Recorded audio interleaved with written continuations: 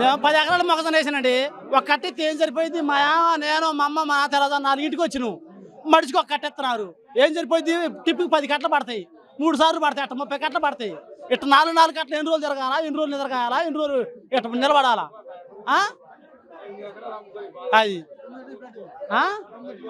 ఇంతకుముందు మంచిగా ఉంది గవర్నమెంట్.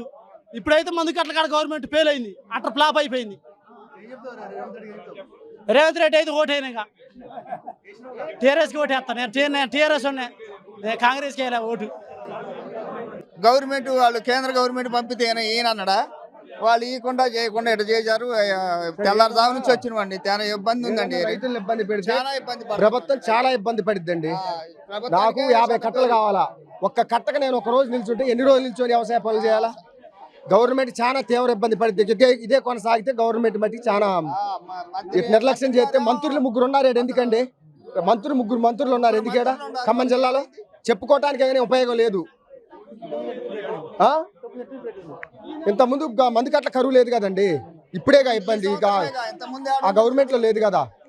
మాకు 50 కట్టలు పడితే ఒక కట్టకు నేను పొద్దున నిల్చోవాల్సి వస్తుంది. ఇక్కడ పొద్దున తెల్లారుజామున వచ్చిన 6 కాడ నుంచి ఇక్కడే ఉన్నంత మటుకు ఒక కట్ట లేదు.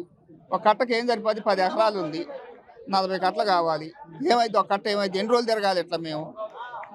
ఇది గవర్నమెంట్కి అయితే ఇది ఎఫెక్టేనండి. గవర్నమెంట్కి తుమ్మల నాగేశ్వరరావు గారు కానీ వ్యవసాయ శాఖ మంత్రి గారు వీళ్ళందరూ గ్రహించి కట్టలకు మంచిగా ఇవ్వాలని కోరుతున్నాం మేము.